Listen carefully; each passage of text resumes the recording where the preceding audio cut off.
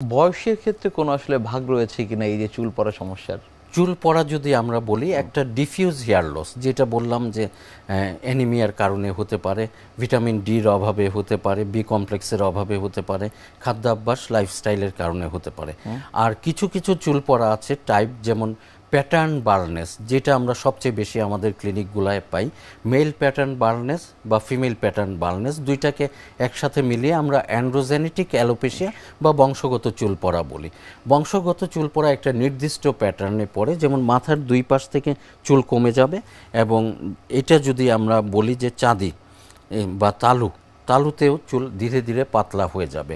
এটা জেনেটিক একটা ইনফ্লুয়েন্স থাকে, যার কারণে পড়ে থাকে। এখন জেনেটিক ইনফ্লুয়েন্স মানে অনেকে এসেই বলে যে ডক্টর, আমার তো বাবা চাচা মামা কারোই টাক নেই, আপনি কেন বলছেন আমাকে এটা অ্যান্ড্রোজেনেটিক অ্যালোপেশিয়া? অর্থাৎ পূর্বপুরুষ কারো না কারো, কয়েক জেনারেশন আগেরও থাকতে পারে, সেটা উনি ইনহেরিট করতে পারে, অথবা উনার 2-3 জেনারেশন আগে কারো ছিল, ওনার সন্তানের হতে পারে, আবার নাও হতে পারে, এটা আগে থেকে বলা মুশকিল। তবে মেইনলি যেই ঘটনাটা ঘটে, টেস্টোস্টেরন হরমোন মেল ফিমেল উভয়েরই আছে, যেইটা কনভার্সন কখনো কখনো বেশি হয়ে ডিএসটি নামে একটা হরমোন তৈরি হয়। এই অতিরিক্ত হরমোনটাই বংশগত চুল পড়ার জন্য দায়ী।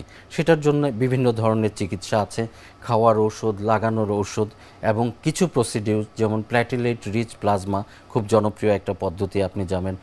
গ্রোথ ফ্যাক্টর কনসেন্ট্রেট, শুধু গ্রোথ ফ্যাক্টর, তারপর স্টেরয়েড হেয়ার লিফটিং, এই ধরনের কিছু পদ্ধতি যেগুলো সম্পূর্ণ নিরাপদ, সেগুলোর মাধ্যমে অ্যান্ড্রোজেনেটিক অ্যালোপেশিয়া শুরু হলেও ওটা আমরা বিলম্বিত করতে পারি।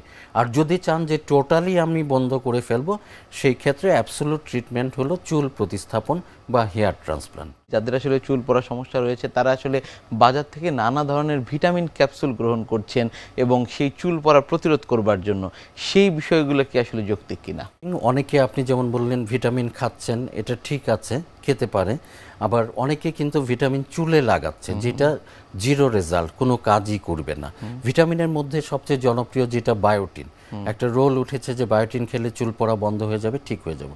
বায়োটিন অবশ্যই নির্দিষ্ট মাত্রায়, আপনার কনফিগারেশন, আপনার মেটাবলিজম রেট, আপনার বডি কতটুকু নিতে পারবে সেটা চিন্তা করে খাওয়া উচিত। এবং কখনোই যাদের ক্রনিক লিভার ডিজিজ আছে, বা আমি বলবো লিভারের বিন্দুমাত্র সমস্যা আছে, ফ্যাটি লিভার আছে, তাদের ক্ষেত্রে বিষ হয়ে দেখা দিবে।